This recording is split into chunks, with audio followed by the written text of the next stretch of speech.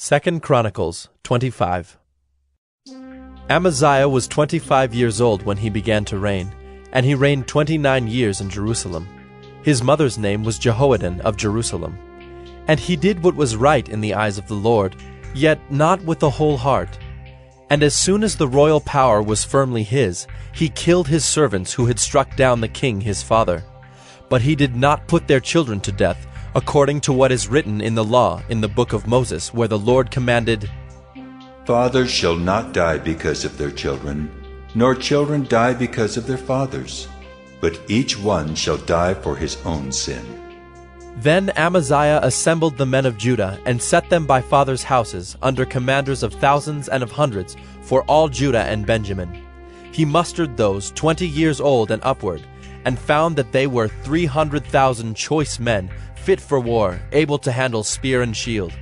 He hired also 100,000 mighty men of valor from Israel for 100 talents of silver. But a man of God came to him and said, "O king, do not let the army of Israel go with you, for the Lord is not with Israel, with all these Ephraimites. But go, act, be strong for the battle. Why should you suppose that God will cast you down before the enemy? For God has power to help or to cast down." And Amaziah said to the man of God, "But what shall we do about the 100 talents that I have given to the army of Israel?" The man of God answered, "The Lord is able to give you much more than this." Then Amaziah discharged the army that had come to him from Ephraim to go home again. And they became very angry with Judah and returned home in fierce anger.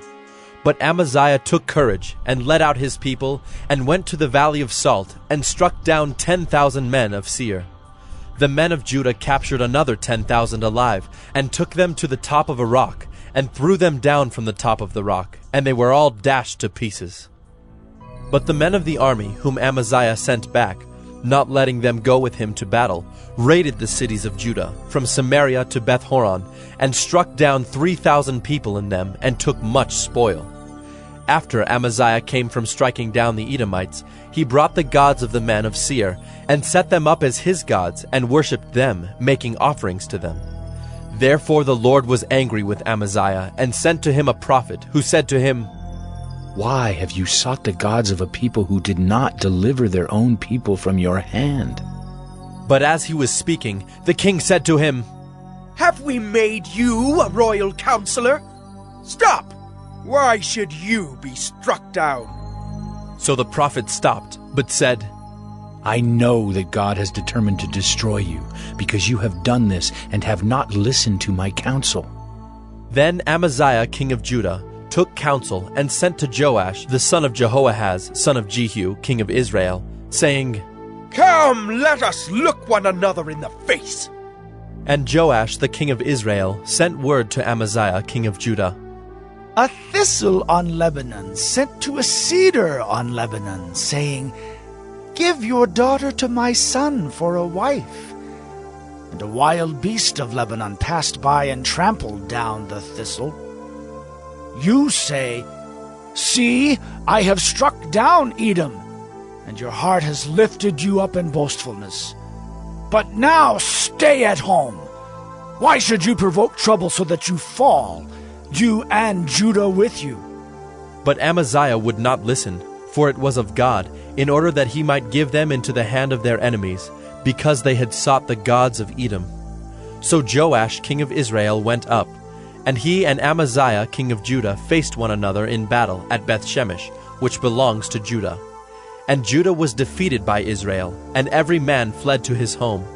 And Joash king of Israel captured Amaziah king of Judah, the son of Joash, son of Ahaziah, at Beth-shemesh, and brought him to Jerusalem, and broke down the wall of Jerusalem for 400 cubits, from the Ephraim gate to the corner gate. And he seized all the gold and silver, and all the vessels that were found in the house of God, in the care of Obed-Edom.